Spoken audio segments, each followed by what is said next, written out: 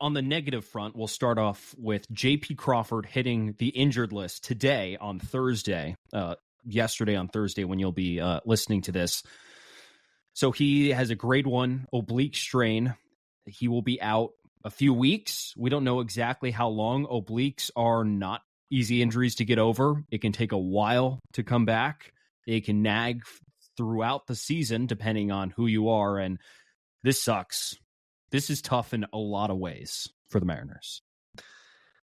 You know, for as well as they've started to play, they've had that injury bug start to build up. Here are the guys that are not playing right now for the Mariners: Matt Brash, Gregory Santos, Brian Wu, Dom Canzone, and now JP Crawford. So credit to the Mariners for playing the way they've played recently, but having all these guys now missing time is not good. I know Brash is getting close. I know Wu's getting close. Those are 5 pretty key guys of your team that now are on the shelf. I'm just thinking about how this affects the lineup. Like, think about how your lineup is now with JP out. So, like, Julio's turned it around a little bit, but in terms of the other core guys that you have to rely upon now, like, so first of all, Cal just had a broken tooth this week, had it removed, and is playing through an excruciating amount of pain to get in the lineup and actually play this week. So you have that. Then you have Ty France, who until Thursday hasn't hit for really any power. He's been hitting the ball hard, but has not been elevating it until he finally hit his first home run of the season on Thursday. You have Mitch Garver, who's continuing to struggle. And then over the last week, Mitch Haniger, who they slid up in the cleanup spot today with JP out, has a WRC plus of -13 the last week. So I'm looking at this lineup without JP Crawford, who had struggled this year. But let's remember, guys, JP Crawford had the best WRC plus on the team last year and led the American League in walks. You're taking that out of the leadoff spot, and it hurts the rest of the lineup by not having JP up there, even if he's not at full strength, because, you know, odds are JP was going to turn it around. And now you won't have that until they'll be lucky if he's back by June 1st, I would say. So we'll see. He was starting to turn it around. Last 7 games, he was hitting 286. OPS was close to 800. So last 7 games, you started to see him figure some stuff out. Unfortunately, this injury comes at a very inopportune time when the Mariners desperately need him, and right when he was starting to figure some things out. Yeah, it hasn't been the greatest first month of the year for JP Crawford. He's barely slugging 300. But I seem to recall it was about June of last year when he started to really take off. He also didn't miss any time by June of last year. He had all those at-bats accumulate before finally something shifted. Now he's going to miss a few weeks, and that doesn't help the team. Not only does it change the top of the lineup, but you're missing, like you said, TJ, arguably your most important player. Julio might be your best player, especially when you look at last year. I think JP was the most important player, the table setter, top of the lineup, relied upon even when the rest of the offense was struggling a lot of last year. He was Mr. Dependable. Now he's not going to be playing for 3-4-ish weeks. Should we bring out some Moneyball quotes? If we're going to recreate him in the aggregate, should we recreate JP Crawford in the aggregate? Okay, Lyle, we're not going to have Crawford. The 380 on base percentage, forget about it. We won't be able to replace it with one player, but man, we can piece that together. They're actually, I don't think, can piece that together on this 26-man roster right now. I'm actually kind of curious. I'm going to let you respond here in a second, but I'm curious. So I was thinking about this. So last year, you had a 380 on base, batting out of the leadoff spot. So that's gone now. I'm trying to think of other guys who could replicate on this roster who could have a 380 on base percentage. There's really only one, right? It's only Julio. But the thing is, we wanted Julio to drive in the 380 on base guy, not for Julio having to supply the 380 on base himself, right? That makes sense. Garver had a 370 last year, but I think you and I watching him this year know he's not having a 370 on base again. I would be shocked. You're making that conclusion on April 25th? 370 on base.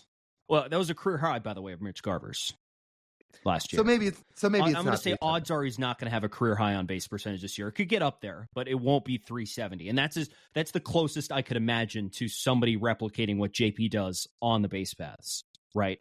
So that's how I'm sitting here and thinking why this is such a tough conundrum, because it's not something you can just replace.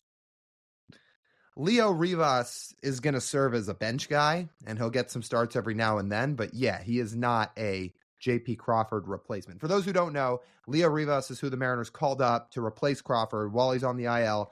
Plays shortstop, came up for most of his young career in the Reds organization. He never got to the big leagues. After 2022, he elected free agency, signed with the Mariners, spent 2023 in Arkansas.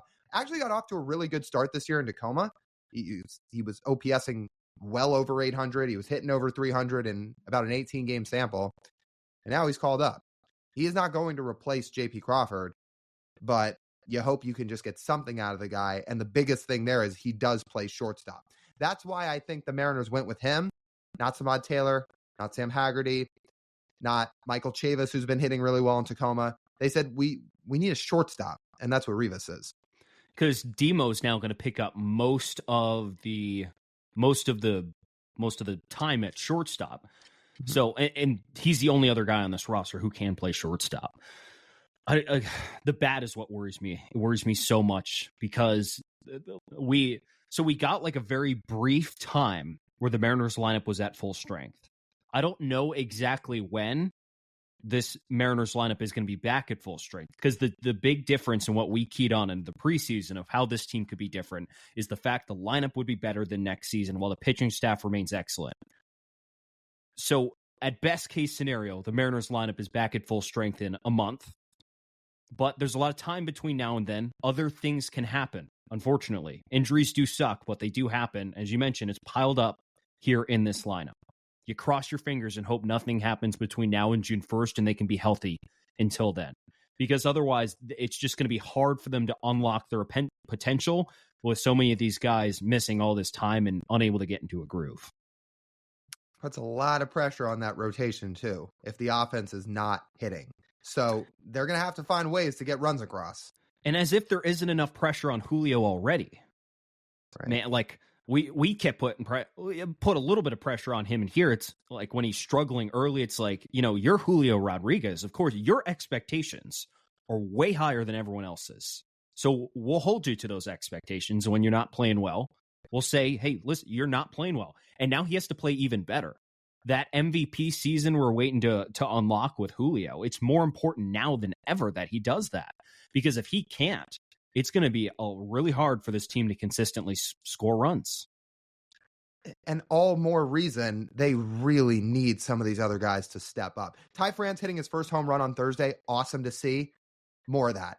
I know he's been unlucky, and we talked about that on a recent show, that he has hit the ball hard, launch angles right. He just needs to elevate more. Hopefully we're starting to see those underlying numbers turn into results, and Ty France starts to take off because they need him. Mitch Garver, they desperately need him to get going. What did Jason Churchill say? What did I say in the offseason? This could be the most important bat not named Julio. But for Garver to do that, he has to play like the Mitch Garver that the Mariners signed him to be, not the guy he's at right now where his OPS is sitting in the 500s. So he needs to get going. Mitch Haniger, I know he's had a tough week. He's got to turn it around. There is a lot of support that has to be had for Julio Rodriguez, especially with JP Crawford out, for the Mariners to keep playing well. Guys are going to have to start hitting better. Do we think there's any chance any other infielders in the minors come up? Like, I don't really think so. Like, I don't know if Bliss would come up between now and and June 1st when JP comes back. Because again, and we talked about Bliss too. I think with him, he cannot be the product of necessity and desperation. You need to let Ryan Bliss develop so he can be the player he's capable of being when he's fully ready. To answer your question, we talked about this over text a little bit recently. I know he's not currently on the 40-man roster. My guess is if we see another infielder that's not one of the utility guys in Haggerty or Samad Taylor, it'd be Michael Chavis, because he has big league time. He's had some big league success in the past, and he's really crushed the ball in Tacoma so far. That feels like somebody that could be an option. I know third base is solidified right now with the platoon, but Chavis can play second. I'm sure he could play some first. So if he continues to hit, maybe you see him. And is that a slide Rojas over to short situation, you think? Can you double up on the two righties at third base?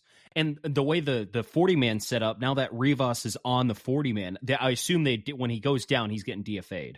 I don't think they would option him back down to AAA. They'd reopen that 40-man spot that Santos cleared up by going on the 60-day, and then you'd put Chavis on the 40-man, and then you'd have Chavis until Santos is ready, essentially on the 40-man. I'd say it depends on how Rivas plays. If Rivas proves that he's valuable, they won't DFA him. If he's only a stopgap and is here to be a bench guy, then probably, yeah. Yeah. We'll see. This is going to be an important 4-week stretch. Let's say 4 weeks. It's going to be 4 weeks. We'll do the safe guess that it's going to be 4 weeks between the next time we see JP Crawford on the field. Probably best case, but we'll throw that number there. Yeah. It is very important these next 4 weeks that they don't let the offense sort of crater without his bat in there. Mm-hmm. Absolutely. And look, timetable could be different. There's different timetables out there depending on where you look up recovery time of a grade 1 oblique strain. MLB.com says about 27 days. There's some other sites that say 2 to 3 weeks. Obviously 2 weeks would be best case scenario, but feels unlikely. So yeah, like TJ said, 4 weeks feels about right. And let's hope by then the Mariners are still holding serve with their offense, because they're going to need to.